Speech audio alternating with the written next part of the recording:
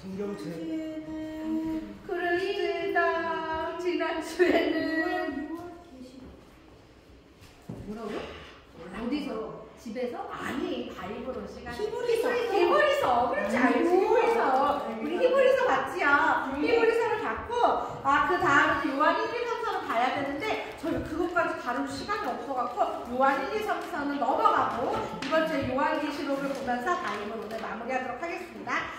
우리가 요한계시록 하면 세계에 성경 66권 중에 오해가 많은 책이에요. 두렵고 무섭고 신비가 가득해서 함부로 읽으면 안 될 것 같고 막 그런 느낌이 있는 책이 요한계시록인데, 오늘 여러분과 요거 하나만 확실하게 하고 가고 싶어요. 제 목표는 요한계시록은 정말 그런 책이 아니다.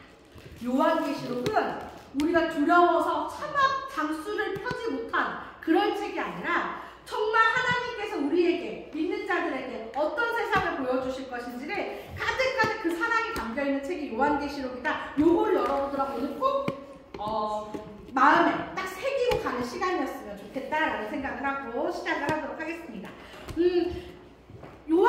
모든 성경을 그랬어요. 구약에는 오실 예수님, 그리고 신약에서는 오신 예수님을 이야기하면서 사복음서에서 우리가 요 질문을 하면서 가보자 했던 그 질문 중에 하나가 예수 그는 누구인가라는 질문이에요. 기억나세요?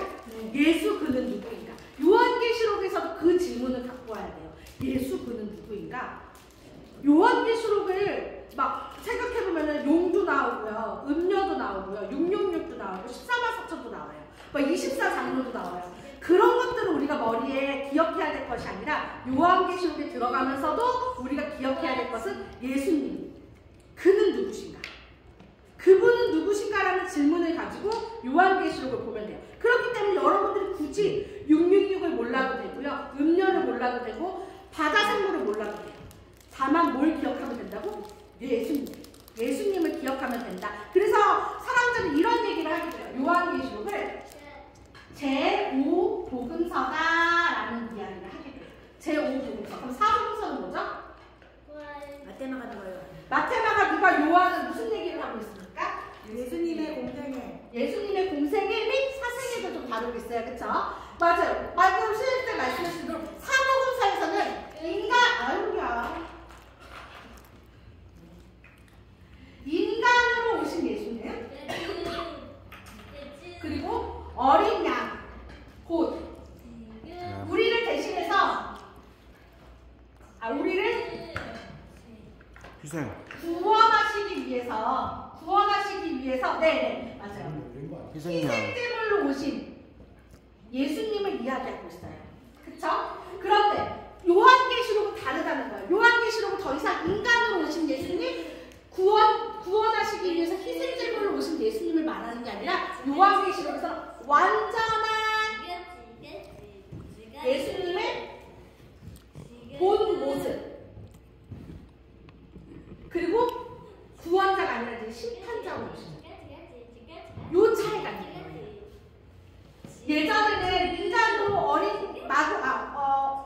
태어난 생명으로 마구까지 오셨던 인간의 모습부터, 그리고 어린 양, 그리고 채찍질 받고 십자가에 못 박히고 왜 우리를 구원하시기 위해서 희생제물로 오셨던 예수님을 많이 이야기하고, 여기 조금 이제 다시 오실 예수님 살짝 버무리는 정도가 사복음서였다면 요한계시록에서는 요 앞에 얘기 없고 뭐만 얘기한다? 완전한 예수님의 본 모습, 그리고 다시 오셔서 완전하게 심판하실 예수님의 모습을 그리고 있는 것이 사복음서와 이 요한계시록의 차이라고 생각하시면 돼요. 하지만 예수님 그는 누구인가를 공통되게 이야기하고 있기 때문에 아까 말씀드린 대로 제5복음서라는 별명도 가지고 있어요. 히브리서도 마찬가지로 이 요한계시록을 들어갈 때에도 그때 당시에 역사적 배경을 좀 우리가 알아볼 필요가 있어요. 히브리서에서 나왔던 로마 황제 누구였죠? 로마 황제?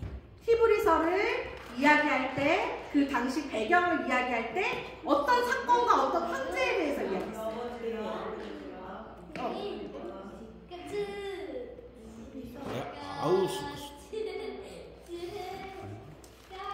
아는 사람 이름 대봐. 우리 다시 해보자. 히브리서는 박해받고 있는 유대인의 카타콤. 왜 숨었어 그들이? 이렇게 하면 시간이 이렇게. 그렇지,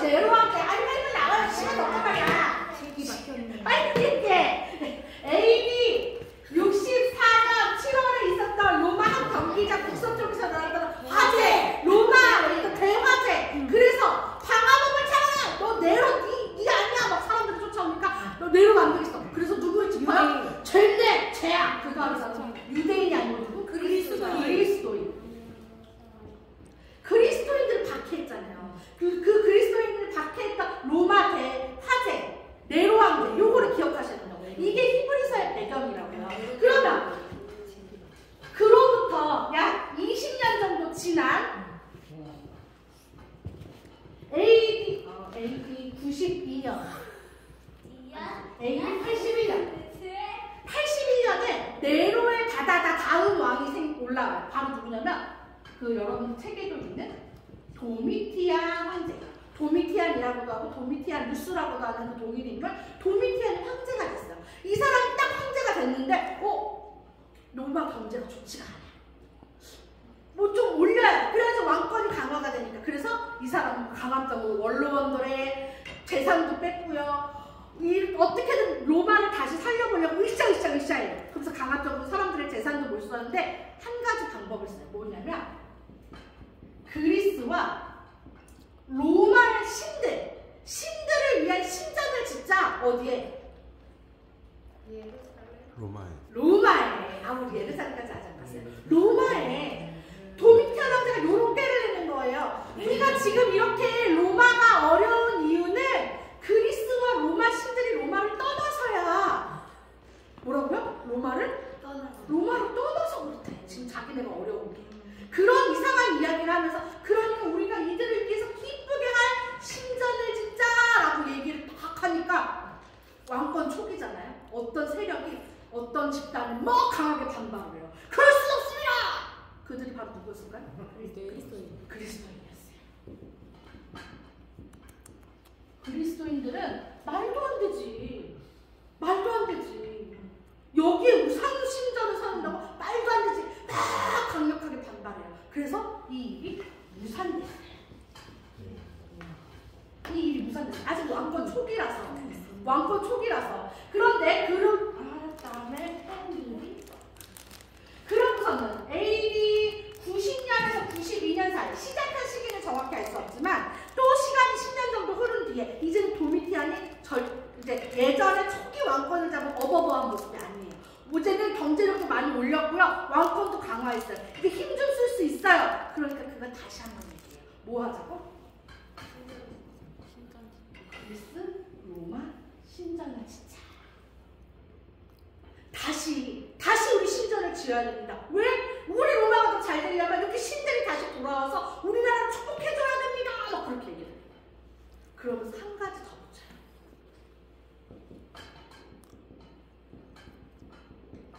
나도 신다. 나도 신다라고 얘기하면서 도미누스의 뭐죠? 도미누스의 I am God. 나는 곧 주요, 나는 하나님이다 라는 그런 이야기를 해요. 그러니까 이제 도미티안을 만나러 가면 황제시여라고 하면 안 돼. 나의 주, 나의 하나님이시여 하면서 이 도미티안을 만나야 되는 거예요. 자기 자신을 뭘로 만들었어요? 신으로 만들었어요. 예전에는 신전만 짓자 그러더니 이제는 얘가 힘이 더 올라가니까 더 으쌰으쌰해서 이제 자기 자체를 뭘로 만들었다고요? 신으로 만들어요.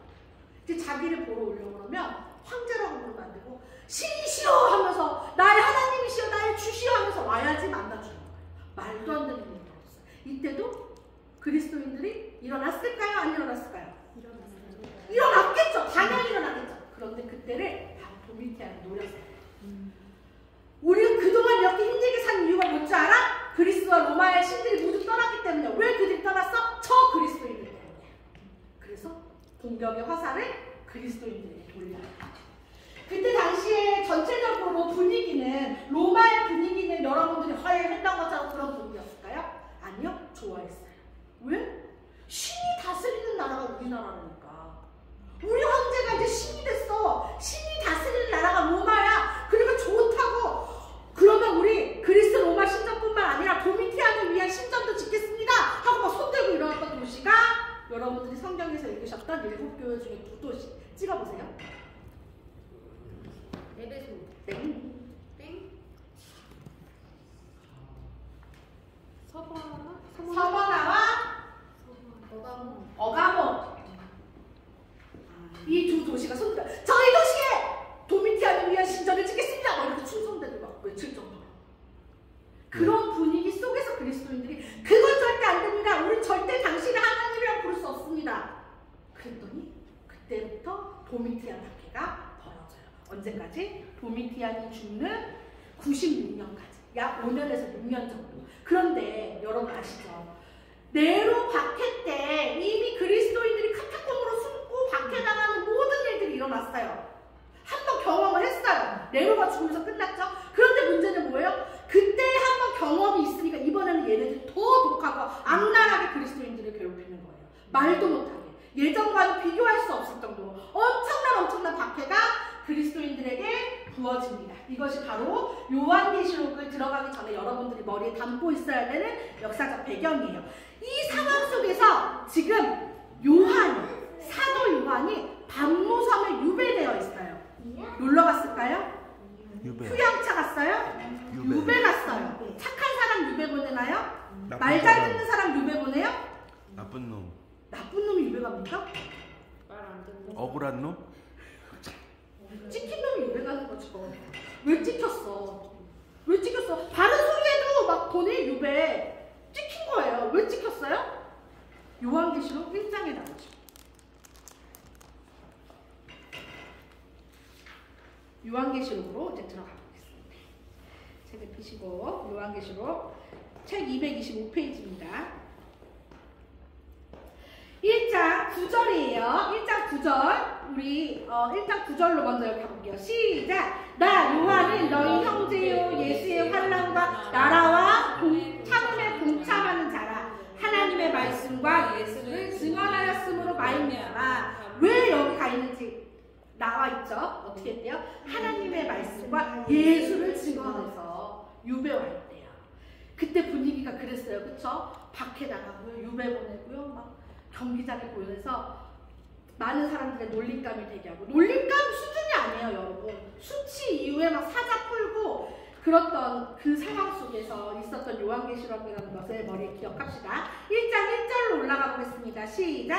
예수 그리스도의 계시라. 이는 하나님이 그에게 주사 반드시 속히 일어날 일들을 그 종들에게 보이시려고 그의 천사를 그 종 요한에게 보내어 알게 하신 것이다. 여기서 그냥 쑥 훑으면 놓치고 갈 수 있는 부분이 있어요.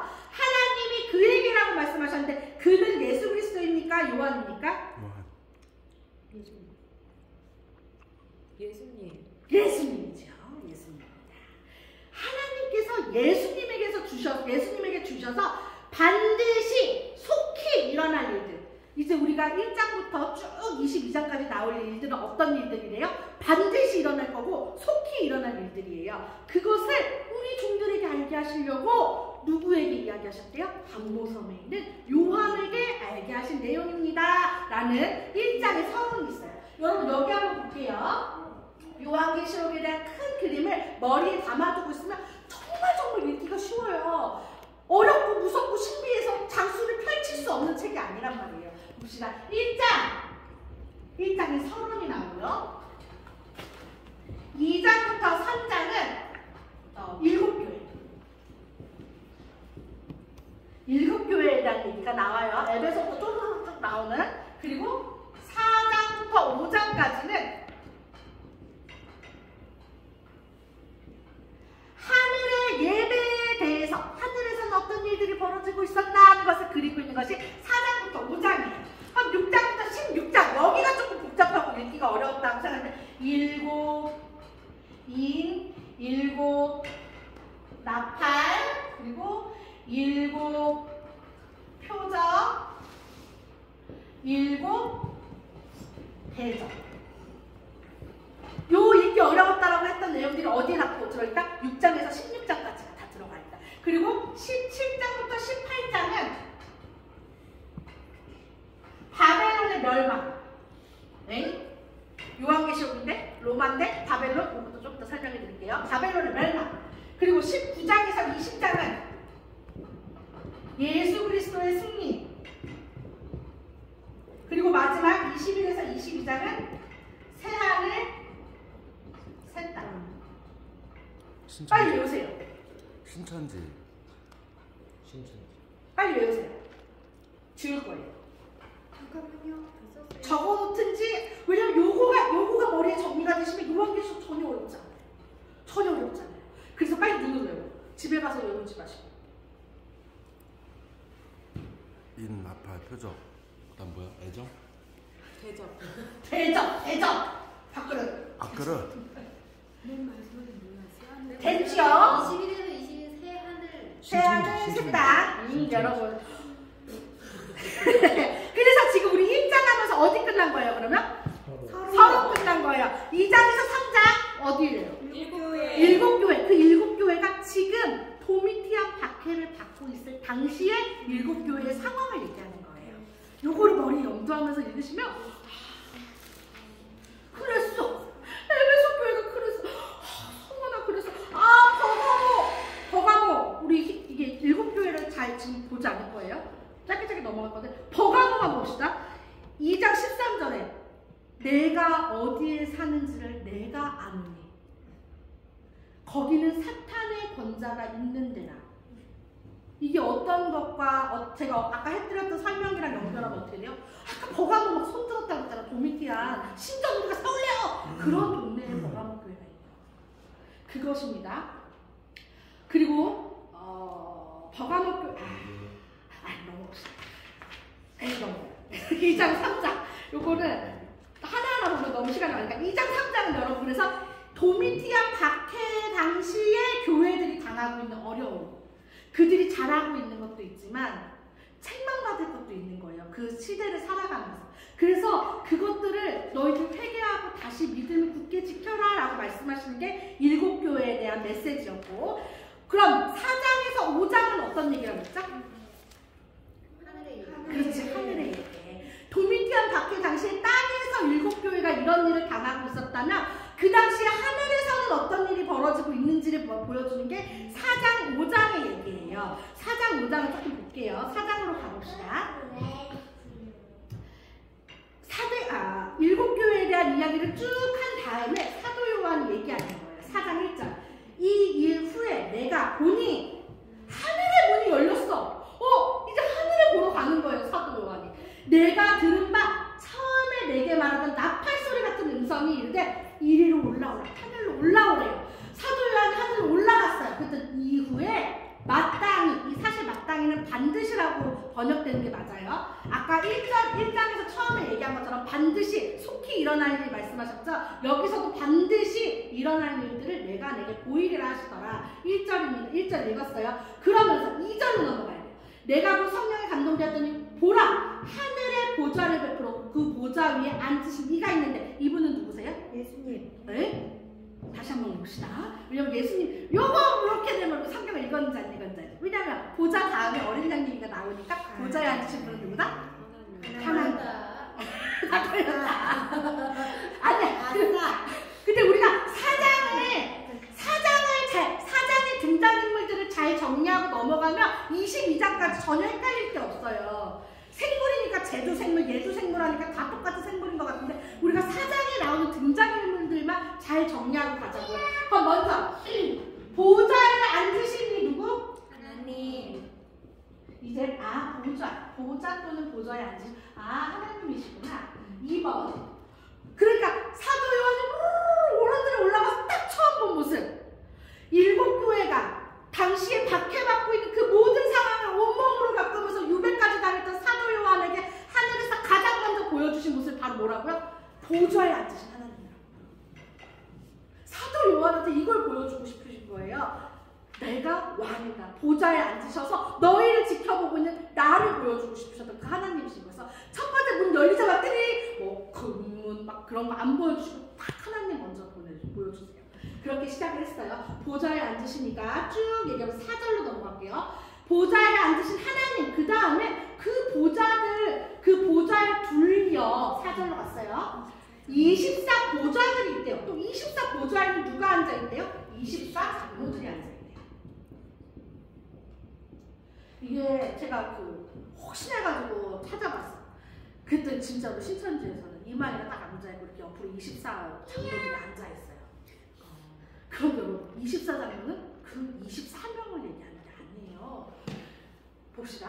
24 보좌들이 있고 그 보좌들 위에 24 장로들이 중요해요. 신천지. 이 사람들의 이 사람들의 옷가짐을 보세요. 흰 옷을 입고 있고 금관을 쓰고 있어요. 이 사람의 어떤 복장이에요. 기억하세요.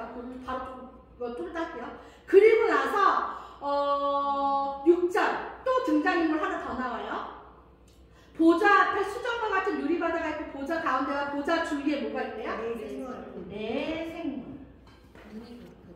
내 생물이 있다. 여기까지가 일단은 사전에 나오는 등장 인물이에요. 그럼 우리가 여기에서 24장로를 좀 찾아볼게요. 24장로는 먼저 우리가 관에 대해서 이야기를 하고 갈게요. 관은 성경에서 두 가지 종류로 풀이가 돼요. 하나는 왕관, 그리고 하나는 면류관. 성경에서는 관은 딱 두 가지로만 분류하는데 왕관을 쓴 사람은 누구겠어요? 임금이겠죠. 그런데 이 사람들이 쓰고 있는 관은 왕관이 아니라 면류관이에요. 월계관. 크라운. 월계관, 면류관은 어떤 사람이 쓰나요?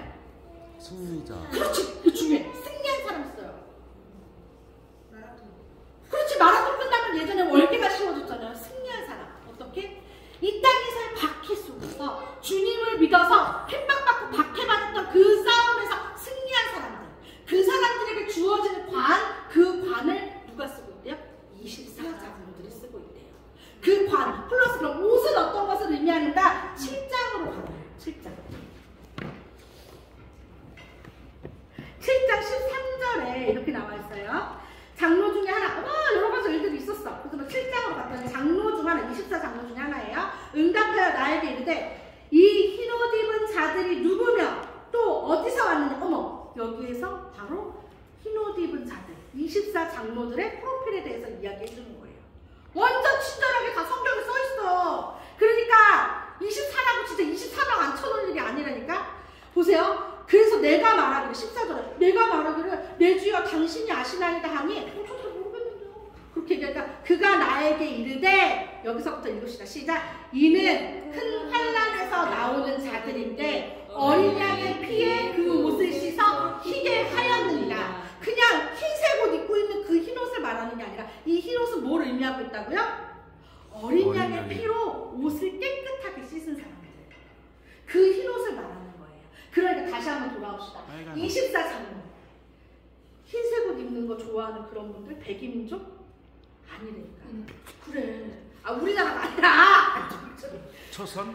막 모시고 흰 옷 입는 거 좋아하는 백이민족을 이야기하는 것이 아니라 어떤 사람들이래요? 이 24장로들은 14절 말씀 그대로 갖고 오면 큰 환난에서 이겨서 나온 자들, 그래서 면류관, 월계관을 획득한 자들, 그리고 어린 양의 피에 옷을 씻어서 그 옷이 희게 된 사람들, 곧 누구예요? 이 사람들? 믿음에서 승리한 성도들. 스데반 집사. 그리고 정윤희 성도님은 아닌가요? 저요? 그럼 한나는 그래서 곧 누구다? 24장로들은 누구를 이야기한다? 성도를 이야기한다. 이게 중요해요. 그럼 24는? 24. 그거 그 24는 14만 4천 할 때 설명, 666 할 때 설명드리면 안 될까요? 네. 그냥 상징적인 24명은 아닐 거잖아. 네, 설명드릴게요. 왜냐면 이렇게 왔다 갔다 하면 여러분도 헷갈리고 저도 헷갈리니까 그 숫자에 대한 이야기 좀 이따 합시다. 여튼 중요한 건 24장로는 숫자 그대로가 아니라 우리 이 믿음의 승리에서 끝까지 도미티아 박해에서 승리한 자들, 세상의 박해에서 승리한 모든 성도들은 어디에 가 있다? 이제 하늘 보면 하나님 보좌 주변에 있다고요. 그것을 이야기하는 거예요. 5장으로 넘어갑시다. 어렵지 않지요, 여러분? 어렵습니까? 어렵진 않은데요. 어렵진 않습니까? 그럼 4장에는 계속 가볼게요.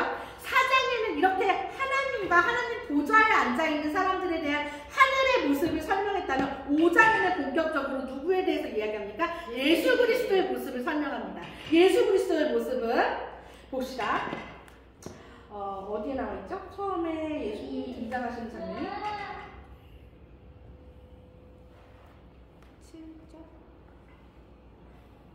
7절? 네네네. 맞아요. 보좌와 6절에 있죠. 내가 또 보니 보좌와 내 생물들, 보좌 하나님, 내 생물, 여기 나오는 생물, 장로들, 24장로들, 이제 머리에 그림 좀 그려지시죠? 그 사이에 한 어린 양이 서 있는데 일찍이 죽임을 당한 것 같더라. 그에게 7뿔과 7눈이 있으니 이들은 온 땅에 보내심을 받은 하나님의 7명이더라. 그 어린 양이 나와서 예수님 등장하신 거예요. 나와서 아까 5장 1절에 보좌에 앉으신 이가 오른손이 쭉 펼쳐졌는데 거기에 두루마리를 하나 쥐고 있었거든요. 두루마리를 하나 쥐고 계셨는데 이 두루마리가 어떻게 생겼어요? 봉이 땡땡땡땡땡땡 7봉인이 돼 있는 7봉인이 돼 있는 두루마리를 오른손에 쭉 쥐고 계셨는데 아무도 이걸 뗄 사람이 없어서 요한이 막 울었거든. 이걸 누가 뗍니까? 막 그러고 있었는데 걱정하지 마라. 5절에 유다 지파의 사자 다윗의 뿌리가 이겼으니 그 두루마리와 7인을 떼시리라 했는데 딱 우리 예수님이 등장하시는 거야. 어린 양 모습으로. 그러면서 8절에 그 두루마리를 취하시고 머리에 그려지시죠? 딱 하나님을 듣고 두루마리를 취하시고 했더니 그 다음부터 어떻게 해요? 8절 그 전에 요거 한번 보여줘. 8절에 예수님이 두루마리 머리에 그려보세요. 얼마나 멋있어요. 딱 취하니까 장 24장로들 그리고 네 생물이 8절에 엎드려서 막 찬양을 하고 그리고 12절에 천사들이 찬양을 하고 13절에 모든 피조물들 이 땅의 모든 피조물들이 다 누구를? 예수님을 찬양하는 거예요. 여기까지 머리에 그려지십니까? 머리에 그리시면서 이 내용을 따라오시면 완전 멋있잖아요. 그러다가 6장으로 넘어갈게요. 이제 드디어 그 봉인을 떼는 시기가 돌아왔어요. 6장부터 16장까지는 아까 제가 정리해드릴 때 뭐라고 했죠? 7인, 7 나팔, 7 표적, 7 대접. 그 첫 번째 7인을 가볼게요. 7인을 보시려면 여러분 구약의 에스겔을 같이 봐야 돼요. 성경책을 갖고 오셔서 에스겔서를 찾으시거나 또는 핸드폰 앱으로 에스겔서를 열어두고 함께 왔다 갔다 보셔야 돼요. 절대 하나님께서는 한 곳에만 이런 특징적인 상징들을 막 몰아서 계시를 보여주지 않으셨어요. 구약에서도 이미 보여주셨고 그것을 지금 요한계시록에서도 다시 한번 보여주시는 거예요. 그럼 봅시다. 6장 1절로 가서 어린 양이 7인 중에 하나를 떼셨어요. 7인 첫 번째 인을 뗐는데 그때 흰 말이 등장하더니 얘가 활을 꺼냈어요. 두 번째 인 찾아보세요. 두 번째 인 무슨 말이에요? 둘째 인을 떼실 때 둘째 인을 뗐더니 어떤 말이 나왔어요? 붉은 말? 붉은 말. 그 사람 걔가 뭘 꺼내요? 칼, 그치?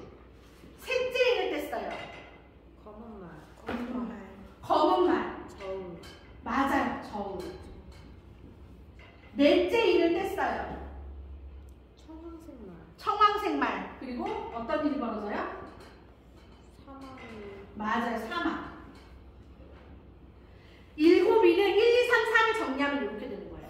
첫째 인을 뗐더니 흰 말이 나와서 활을 쏘고 두 번째 인을 뗐더니 붉은 말이 나와서 칼을 휘두르고 세 번째 인을 뗐더니 검은 말이 나와서 저울을 들어요. 이건 경제적인 어려움을 얘기해요.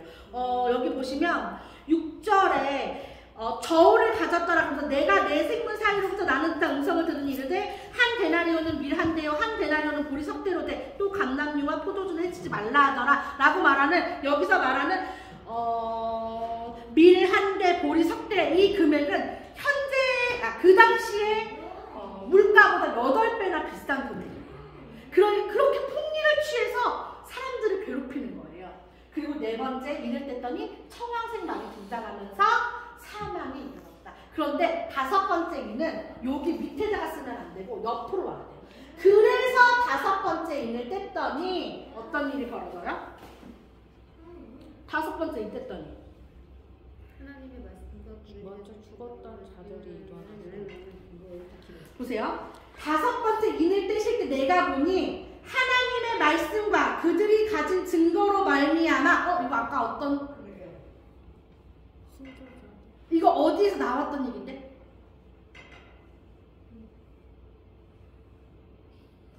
기억이 날 듯, 사도 요한을 설명하면서 안 날 듯. 반모섬에 왜 갔대? 반모섬에 하나님의 말씀을 전하는 거 하나님의 말씀과 예수를 증언해서 지금 내가 반모섬에 갔다라고 얘기했죠? 네. 9절에서도 똑같은 얘기하잖아요. 하나님의 말씀과 그들이 가진 증거로 말미암아 죽임을 당하는 것. 그러니까 사도 요한 같이 하나님의 말씀을 지켰던 그 자들이 죽은 거예요. 어쩔 때? 이 첫 번째, 두 번째, 세 번째, 네 번째 인으로 인해서. 그래서 이들이 막 외쳐요. 언제까지 이렇게 하실 겁니까? 하고 외치니까 11절에 얘기해요. 그 수가 차기까지 하라. 많이 힘들지? 이거 곧 끝난다. 당장 끝내줄게. 이렇게 말씀하지 않으시고 그 수가 차기까지 하시겠다라고 예수님께서 말씀하시는 거예요. 그러니까 이들의 환난이 잠시 더 이어지겠다는 것을 알 수 있겠죠. 그리고 여섯 번째 인.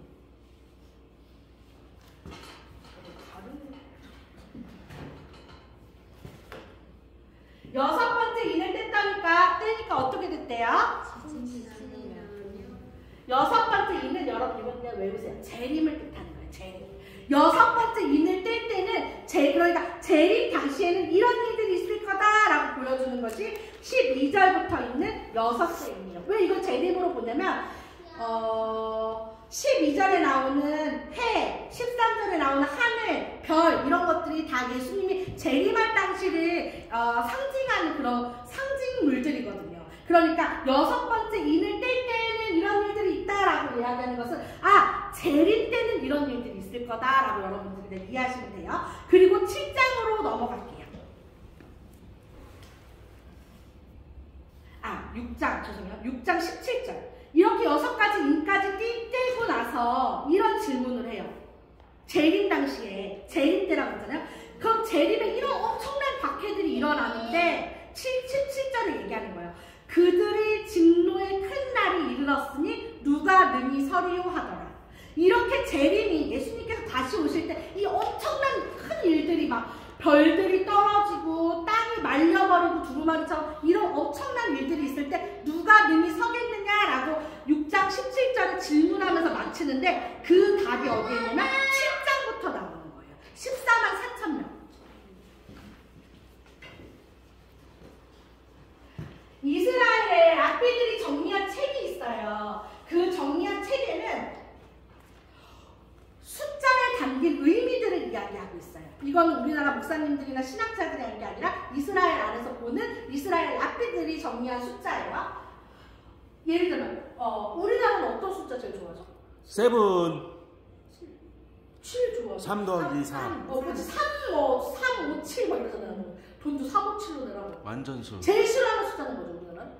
4. 4. 왜 싫어요? 죽을 사자. 그래, 4라는 숫자가 중요한 게 아니라 여기에 죽음이라는 의미를 더하니까 4를 싫어하는 거예요. 자, 그럼 문제는 미국 사람들은 어떤 숫자 제일 싫어할까요? 13. 그래, 13. 우리나라는 4가 죽음을 의미한다면 미국 애들은 그 죽음을 의미하는 숫자가 13인 거예요. 그렇듯 나라마다 그 숫자에 의미를 갖고 있는 것이 의미를 담고 있는 숫자들이 각각 달라요. 우리나라는 아까 3 좋아한다고 얘기했어요. 중국 사람들은 어떤 숫자 제일 좋아하죠? 8. 8. 왜? 그게 복이랑 비슷한 발음이라고 그러잖아요. 그러니까 나라마다 달라요. 그 당시에 이스라엘 백성들도 지금까지도 숫자에 다 의미를 담고 있는데 예를 들어 2는 증인을 뜻해요. 그리고 3은 하나님 수. 하나님. 아니요. 맞아. 아니라고.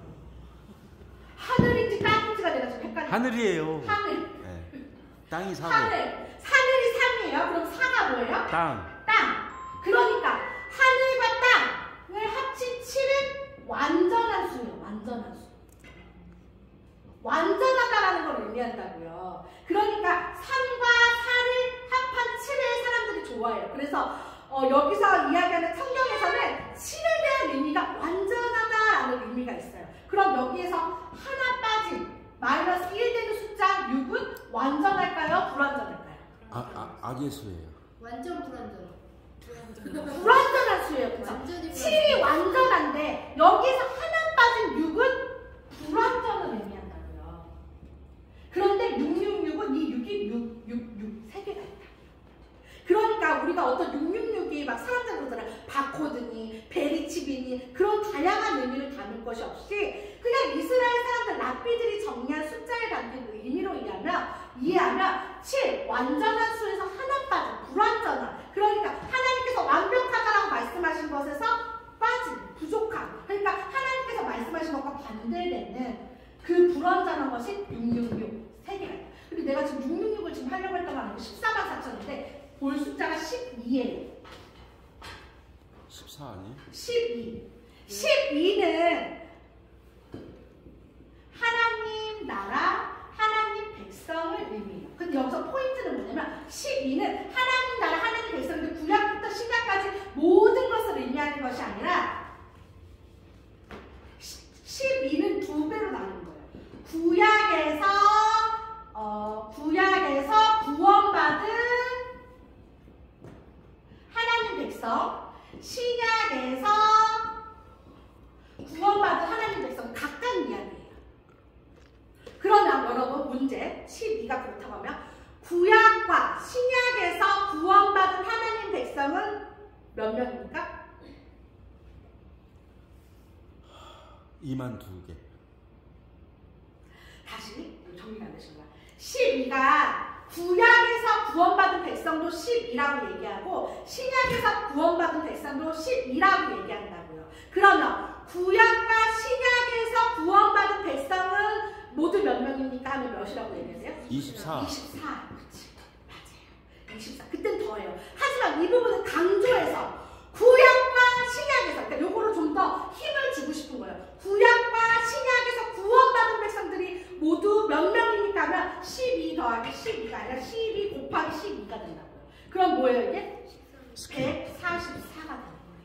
그런데 여기에서 우리가 많은 사람들이 모였어요. 그러면 우리는 우리나라 표현으로 뭐라고 그러냐면 여기에 수만 명이 모였습니다 라고 말하면서 수만이라는 단어를 써요. 정말 만 명이 왔는지 안 왔는지 몰라. 하지만 많다라는 걸 의미할 때 수만 명이 모였습니다 라고 얘기하지만 이스라엘에서는 수만이라고 얘기하지 않고 수천 명이 모였습니다 라고 얘기한대요. 그러니까 예를 들면 예전 2002 월드컵에 서울 광장에 막 사람들이 모였어. 우리나라 신문에는 그 장면을 찍고 광화문 광장에 수만 명이 모였습니다 라고 쓴다면 이스라엘에서는 그 장면을 찍고 대한민국 서울 광화문 광장에 월드컵으로 수천 명이 모였습니다 라고 쓴다고요. 그러니까 천 단위는 매우 많다라는 것을 의미해요. 네, 수만과 우리나라의 수만과 같은 개념이에요. 그러면 여기서 구약에서 강조하는 거예요. 구약에서 구원받은 백성과 신약에서 구원받은 백성이 많다라는 것을 의미하려면 모두 몇 명일까요? 14만 4천 명이에요. 계산법을 희연이가 얘기해 보겠습니다. 왜 14만 4천일까요? 구약에서 구원받은 사람들 12와 신약에서 구원받은 사람 12를 곱하고 거기서 많다라는 의미의 천을 더해서 너무 설명 깔끔하셨어요. 다들 이해하셨죠? 네. 오케이. 그래서 14만 4천이라고 신천지가 말하는 14만 4천 야 곧 찬다 니네 빨리 들어와라 라고 말하는 14만 4천이 아니라 구약에서 구원받은 많은 사람들 신약에서 구원받은 많은 사람들 모두 다 누구? 하나님을 위하여 하나님의 말씀을 지키고 증언했던 사도 요한처럼 많은 죽임을 당했던 그 믿음의 성도들처럼 믿음을 지켰던 많은 사람들 14만 4천이라는 것을 기억하시면서 아까 어디에요? 7장 들어갈게요. 이거를 얘기하려고 여기까지 왔어요. 6장 끝에서 그러잖아요. 이 진노의 날에 큰 날에 누가 견디고 서겠느냐? 누가 있대요? 7장에 나올까? 14만 4천이 있대요. 다 죽어. 진노의 날에 다 어느 누구도 피해가지 못할 정도로 다 죽지만 7장에 보니까요. 그 14만 4천이 준비되어 있는 거예요. 앞에 부분은 다 넘어가고요. 7장, 아까 우리 잠깐 그 24장로들 할 때 봤던 그 7장으로 가면 거기에서 얘기해요. 그러면서 장로들이 그러잖아요. 사도 요한이 물어보잖아요. 이 사람들이 누구죠? 그랬더니 장로가 응답해주죠. 그 사람들은 저기 14절에 큰 환란에서 나오는 자들인데 어린 양의 피에 그 옷을 씻어 희게 하였느니라. 흰옷 입은 자들이다 라고 설명하면서 이제 그들이 받게 될 은혜에 대해서 설명하는 것이 15절부터예요. 15절부터는 우리 함께 읽겠습니다. 왜냐면 우리가 받을 복이니까. 이거 남의 거 얘기하는 거 아니에요, 여러분? 여러분들이 받을 은혜예요. 여러분들이 받을 복이에요.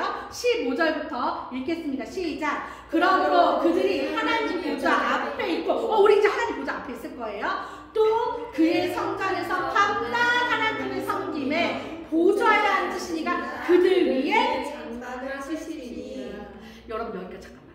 그들이 이 땅에서는 힘들게 살았어요. 믿음 지키느라고 박해받았어요. 그런데 여러분 기억하세요. 보좌에 앉으신 이가 그들 위에 장막을 치실 거예요. 이제 그 장막은 어떻게 되는 거예요? 16절 시작. 그들이 다시는 줄이지도 아니하며 목마르지도 아니하고 해나 아무 뜨거운 기운에 상하지도 아니하리니. 읽으세요 계속. 이는 보좌 가운데 계신 어린 양이 그들의 목자가 되사 생명수 샘으로 인도하시고 하나님께서 그들의 눈에서 모든 눈물을 씻어 주실 것입니다.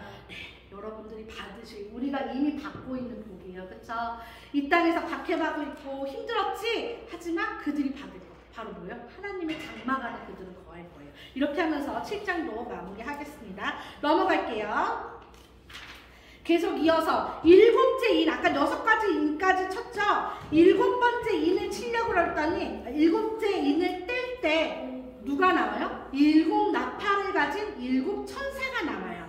7 나팔은 뭐라고 생각하시면 되냐면 하나님의 성도들을 핍박한 그들에 대한 하나님의 징계예요. 그래서 여기는 별로 읽는데 어렵지가 않아요.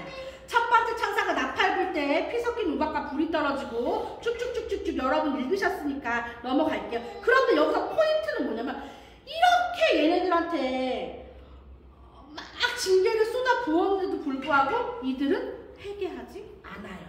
문제는 이게 포인트예요. 20장, 9장 20장.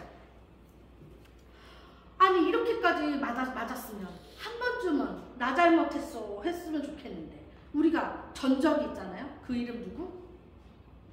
10가지 재앙에서도 꿈쩍하지 않았던 파라오. 바로와 같이 이들은 꿈쩍하지 않아요. 20장이 있어요. 20장, 9장 20절. 이 재앙에 죽지 않고 남은 사람들은 손으로 행한 일을 회개하지 아니하고 오히려 여러 귀신과 또는 보거나 듣거나 다니거나 하지 못하는 금, 은, 동과 목석의 우상에게 절하고. 박해가 있고 힘들어지면 하나님을 찾아야 되는데 이들은 더 우상을 찾는 거예요. 21절 또 그 살인과 복수와 음행과 도둑질을 회개하지 아니하더라. 그럼 어떻게? 회개 안 하는데 끝까지 안 하고 그냥 냅둬버려? 어떻게 이들에게 해야 하는지 우리에 대한 모습도 하나님께서 10장에서 말씀하고 계세요. 그럼 우리는 그들에게 어떻게 해야 하는가? 아까 에스겔서 찾자고 넘어갔네. 아까 그 에스겔서 2장을 찾자고 얘기하려고 했는데 에스겔서 2장 여러분 요거 혹시 나중에 집에 다시 가서 보실 수도 있으니까 표시만 해놓으세요. 그 두루마리를 여기서 두루마리를 뭐라고 표현하고 있냐면 앞뒤로 글이 빽빽하다라고 써 있어요. 그런데 그 앞뒤로 글이 빽빽한 두루마리라는 표현이 어디에도 나오냐면 에스겔서 2장 8절에서 10절에도 나와요. 제가 이걸 읽어드릴게요. 너 인자야, 내가 내게 이르는 말을 듣고 그 패역한 족속같이 패역하지 말고 내 입을 벌리고 내게 주는 것을 먹으라 하시기로 내가 보라 한 손이 나를 향하여 펴주고 아까 오른손이 나왔죠. 요한계시록에서도 그 안에 두루마리 책이 있더라. 그가 그것을 내 앞에 펴시니 그 안팎에 글이 있는데 요한계시록에서 비유하는 두루마리와 동일한 모습이에요. 그런데 우리 여기에는 요한계시록에는 그 안에 담긴 내용이 나와 있지 않지만 에스겔서에 나와 있어요. 거기에 뭐가 돼 있대요? 어떤 글이 써 있대요? 애가와 애곡과 재앙의 말들이 기록되어 있더라. 에스겔서에서는 이 두루마리에 대해서 좀 더 자세하게 친절하게 설명해 놓고 있어요. 요거 나중에 같이 연결해서 한번 보시고요. 넘어가서 7 나팔로 갑시다. 그래서 아무리 징계를 하셔도 하나님이 징계를 하셔도 돌아오지 않는 그들에 대해서 우리는 어떻게 해야 하는가? 라는 답이 10장 9절에 있어요. 10장 9절에 사도 요한이 그러는 거예요. 내가 천사에게 나아가 작은 두루마리를 달라 한즉 천사가 이르되 어떻게 하래요? 달라 그랬더니만 이번에는 먹어버리라! 라고 얘기해요. 내 배에는 쓰나 내 입에는 꿀같이 달리라 하거늘. 그래서 사도 요한이 10절에 어떻게 했대요? 먹었대요. 먹어버렸더니 그게 어땠대요? 정말? 내 입에는 꿀같이 단데 먹은 뒤에는 배가 아팠대요. 이 내용이 어디에도 나와 있냐면 에스겔서 3장 1절에도 나와요. 지금 핸드폰 켜신 분들 3장 1절로 잠깐 갑시다. 거기에서 이야기해요. 에스겔 3장 1절. 또 내가 내게 이르시되 인자야 너는 발견한 것을 먹으라. 두루마리예요. 너는 이 두루마리를 먹고 이스라엘 족속에게 뭐라래요?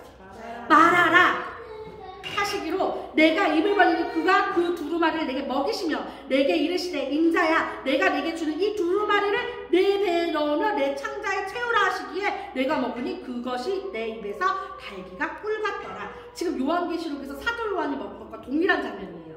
그쵸? 그런데 에스겔에서는 조금 더 설명이 추가되어 있는 게 먹고 어떻게 하래요? 가서 이스라엘 족속에 가서 말하라.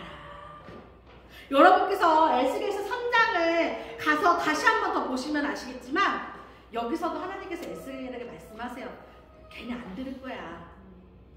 안 들을 거야. 걔네는 이마가 중단해서 안 들을 거야. 그런데 에스겔아 가서 내 백성들에게 가서 말 좀 해라 라고 하시는 장면이 에스겔서 3장이거든요. 우리가 해야 되는 일이 이건 거예요. 그들이 회개하든 회개하지 않든 하나님께서 우리에게 원하시니까 가서 말해야 되는 거. 안 들을 건데요. 요나 어떻게 되는지 기억하시죠? 하나님이 하시려고 하시면 갖다 다시 꽂아 놓으신다니까요. 그러니까 하나님께서 우리에게 원하시는 거. 그들이 듣든 듣지 않든 하나님께서 원하시기 때문에 우리는 어떻게 해야 된다? 그들에게 가서 말해야 한다. 10장 11절이에요. 그가 내게 말하기를 내가 많은 백성과 나라와 방언과 임금에게 다시 예언하여야 하리라 하더라. 요한계시록에서도 정확히 기록하고 계세요. 지금 10장 11절이 3장 11절 에스겔 3장 11절과 동일한 내용이라는 거 책에 체크하시고 다음은 집에 가셔서 한번 읽어보시면 좋겠어요. 6장부터 16장까지는 일곱 나팔 그리고 고마워요. 목이 아플라 그랬어. 7 표적에 대해서 얘기하고 있어요. 넘어갑시다. 12장이에요. 7 표적 중에 첫 번째 표적 여자, 용, 아이. 요거 읽는데 어렵진 않으셨죠? 어려우셨어요? 안 읽으신 거예요? 12장. 12장이 이렇게 나오는 거예요. 12장 1절부터 6절은 용대 아이. 그리고 12장 7절부터 12절은 용대 미나이. 그리고 12장 13절부터 17절은 용대 여자. 이렇게 정리 12장 옆에 써놔보세요. 12장 옆에 이렇게 정리하시면 어렵지 않아요.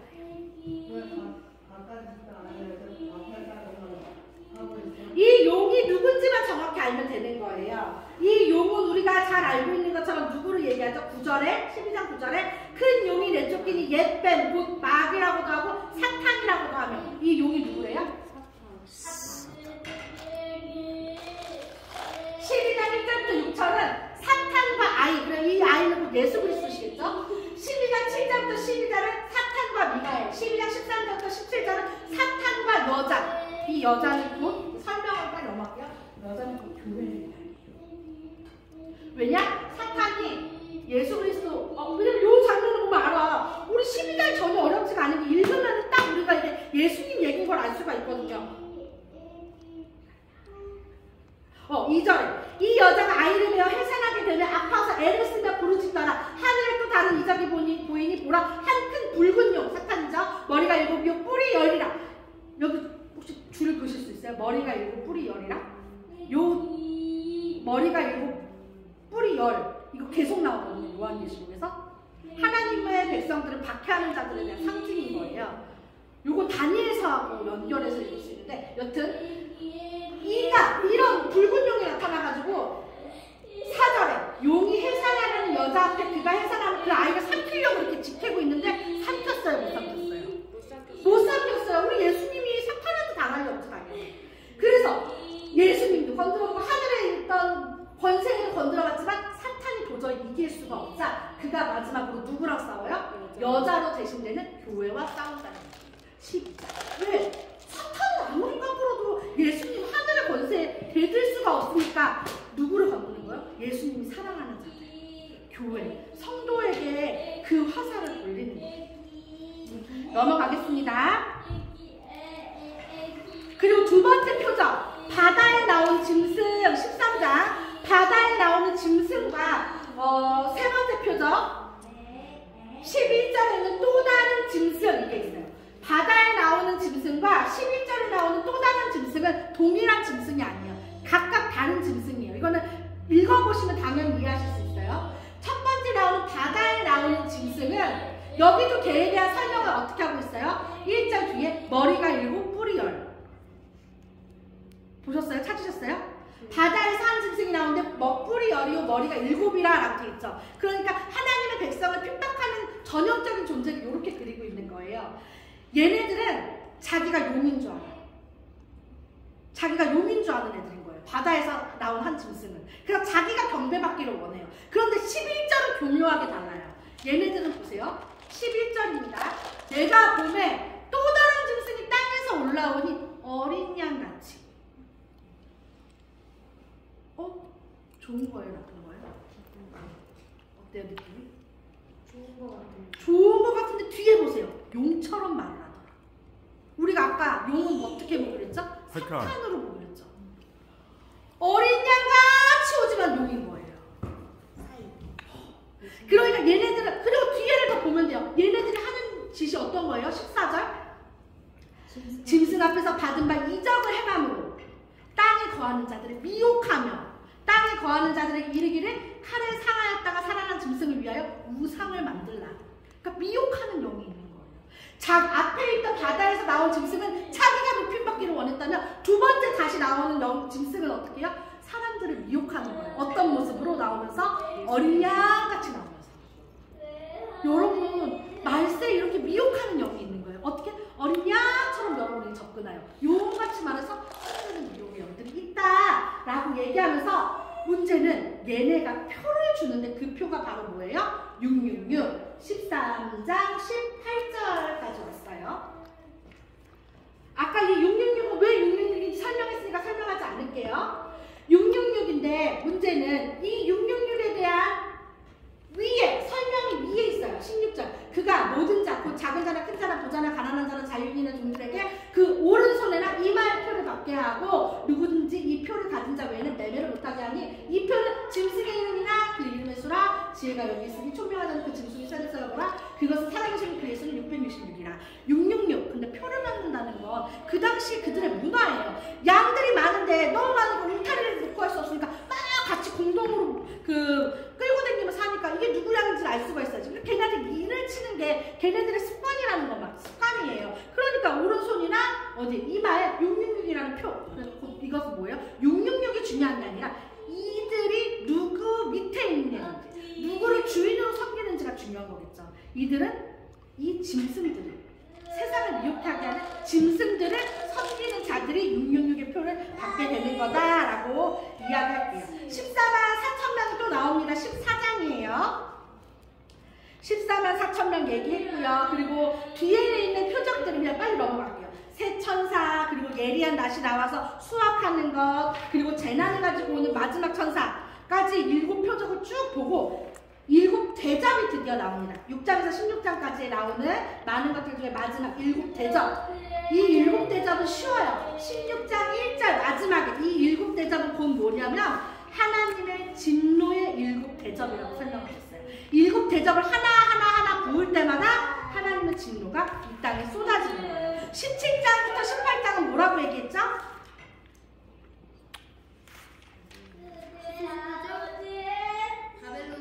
그렇지. 바벨론의 멸망. 바벨론이 멸망한 다음 이제 예수 그리스도가 나오실 거예요.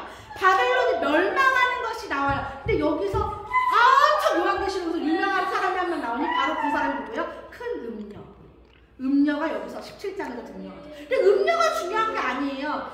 그냥 음녀에 대한 설명 다 생략하고 그의 이마에 이름이 써있는데 뭐라고 써있냐면 5절에 그의 이마에 이름이 기록되었으니 비밀이라 큰 바벨론이라. 바벨론이라는 이름표를 띡 하고 붙인 큰 음녀가 있는데 얘가 뭐하는 애냐. 6절에 또 내가 보면 이 여자가 성도들의 피와 예수의 증인들의 피에 취한지라. 성도들을 핍박하고 죽였던 그 피를 취하는 이 큰 음녀. 그런데 문제는 이 큰 음녀의 심판이 있는 거예요. 14절 후반절에 어린 양을 만주해 주시고 만왕의 왕이시면 그들을 이기실 터이요 또 그와 함께 있는 자들 곧 부르심을 받고 택하심을 받은 진실한 자들도 이기리로다. 이들에게 멸망이 있을 거야. 바벨론에게 멸망이 있을 거야. 큰 능력에게 멸망이 있을 거야. 그런데 여러분 중요한 게 어떻게 오는 줄 아세요? 그 멸망이 18절에 그러므로 하루 동안 그 재앙들이 이르니 10절 끝에 1시간에 내 심판이 이르렀다 하리로다. 17절에 그러한 부가 1시간에 망하였도다. 19절 끝에 1시간에 망하였도다. 하루 만에 1시간 만에 이 바벨론이 망할 거다 라고 말씀하세요. 실제로 바벨론이라는 엄청 큰 나라가 조그만한 오물 처리하는 하수구 구멍이 뚫려서 망했어요. 문이 열려서 불에 타서 망한 게 아니라 바벨론은 절대 못 뚫을 것 같은 그 바벨론은 조그만 틈에 고레스가 치고 들어가면서 후두두두 망했어요. 급작스럽게. 그것처럼 이 당시에 이야기하는 이 큰 음력, 이 바벨론, 곧 로마, 이 당시 도미티안 박해로 성도들을 박해하는 이 로마도 단시간에 갑작스럽게 망할 거다. 하나님께서 멸망시키신다는 그 이야기를 합니다. 그래서 21절에 이 한 흰색 천사가 큰 맷돌 같은 돌을 들어 바다에 던져 이르되 큰 성 바벨론이 이같이 비참하게 던져져 결코 다시 보이지 아니하리로다. 하나님께서 승리하실 때 그들은 흔적도 없이 다시는 못 나타날 거예요. 이제 19장 20장으로 갑니다. 여기에서는 우리가 예수 그리스도의 승리에 대해서 얘기하는데 다른 건 다 넘어가고 천년왕국에 대해서만 얘기하면 20장이에요. 천년은 이제 우리가 어떤 것을 의미하는지 알아요. 천년은 정말 천입니까? 수많은 것을 수천이라고 이스라엘이 얘기한다고 했죠. 용이 2절에 용이 있었어요. 곧 옛뱀이요 마귀요 사탄이라. 그런데 이걸 잡으셨대요. 하나님 2절에 나와있어요. 그래서 3절에 무정에게 던져 넣어 잠그고 임봉했는데 천년이 찰 때 어떻게 된대요? 3절부터 반드시 잠깐 놓일 거래요. 그림 그리고 오래 가니까 잡았어요. 근데 잠깐 놓일 거예요. 그런데 7절로 가니까 그때 놓인 마귀가 나와요. 천년이 차는 사탄이 그 옥에서 놓였어요. 그 놓였지만 이는 영원히 풀리는 건가요? 아니요. 둘째 사망이 오는 그날에 다시 이걸 잡으실 거예요. 그러니까 이걸 어떻게 이해하시면 되냐면 이미 예수 그리스도께서 십자가에 못 박혀 죽으심으로 승리하셨어. 그 사탄은 죽었어. 힘을 잃었어요. 하지만 그가 잠시 풀려나서 지금 도미티안 박해로 인해서 그리고 이 땅을 살아가는 우리들에게 예수님을 믿는다는 것으로 믿음을 지키는 것으로 인해 박해가 있을 수 있어요. 잠깐 풀렸으니까. 하지만 이미 승리하셨던 예수님께서 하나님께서 결국에 완전한 승리를 이루시는 예수님께서 재림하시는 그날이 오면 다시 그 사탄은 영원히 흔적도 없이 바벨론이 멸망했던 것처럼 없어질 거예요. 그러면서 21장, 22장에 새하늘 새 땅으로 넘어가는데 이 새하늘 새 땅을 우리가 기억해야 할 것은 우리가 죽은 이후에 벌어지거나 예수님께서 재림하신 이후에 오는 새하늘 새 땅이 아니라 이미 승리하셨던 예수님께서 지금 천년을 살고 있는 수천 년을 살고 있는 우리 성도들에게 이미 허락하신 새하늘 새 땅이에요. 그래서 여러분들께서 21장, 22장을 읽으시면서 너무 좋아요. 시간이 있으면 여러분과 읽고 싶은데 지금 넘어갈게요. 21장 1절부터 쭉 보시면 눈물도 없고요. 사망이나 애통하는 것이나 곡하는 것이 없어요. 그곳에. 이 아름다운 모습을 하나님께서 기다려봐라. 너 죽고 나면 죽게. 유선처럼. 내 예수님이 다시 재림하면 죽기가 아니라 이미 우리 믿는 성도들에게 주셨다는 거예요. 이 새하늘과 새 땅을. 그러니까 이 요한계시록 당시에 도미티안 박해를 받고 있는 성도들에게 사도 요한이 예수님 하나님께서 보여주신 환상으로 하고 싶은 말씀은 너희들이 지금 힘들지만 지금 이 당시에도 너희들은 하나님께서 허락하신 승리한 백성들이니 이 새하늘과 새 땅을 너희들이 이곳에서도 누리면서 살아라. 이 이야기를 사도 요한이 하고 싶고 지금 하나님께서 우리에게 주시는 메시지라고 생각해요. 여러분 그래서 저는 어제까지 이 말씀 묵상하고 오늘 아침에 딱 눈 떴을 때 생각했던 찬양이 있어요. 주님 뜻대로 살기로 했네. 주님 뜻대로 살기로 했네. 그러면 뒤에 뭐죠? 얘들아. 세상이 이해 못하고 우리를 조롱하여도 No come back home. 네, 신실하신 요 찬양의 가사 생각나세요? 여러분들 집에 돌아가시면 한번 들어보시면 좋겠어요. 세상이 조롱해요. 근데 여러분 왜 조롱하는 거야? 아니 당연한 거예요. 왜? 이 세상은 믿는 자들을 공격하는 곳이니까. 그런데 니는 그래라 나는 이렇게 살란다가 아니라 아까 말씀하신 것처럼 우리가 마땅히 해야 할 일, 그들에게 나가서 전해야 할 일, 예언해야 할 일들을 놓치지 마시고 이 땅에 이미 임한 하나님의 나라와 하나님의 땅을 누리면서 살아가는 우리 무지개교회 성도님들 되기를 간절히 소망하며 또한 저도 그렇게 되기를 간절히 바랍니다. 요한계시록을 마지막으로 바이블론을 마치겠습니다. 여러분들 1년 동안 수고하셨고요. 많이 밀리신 거 아는데 떡 해야죠. 읽어보시기 바라겠습니다. 그리고 떡. 선별읽기는 여러분 계속 하셔야 돼요. 읽어보셔서 느끼셨겠지만 말씀을 읽을 때 주시는 감동으로 우리가 살아가는 거거든요. 읽으세요. 네. 읽으십시다. 읽겠습니다. 네, 감사합니다. 수고하셨습니다. 떡 안 합니까?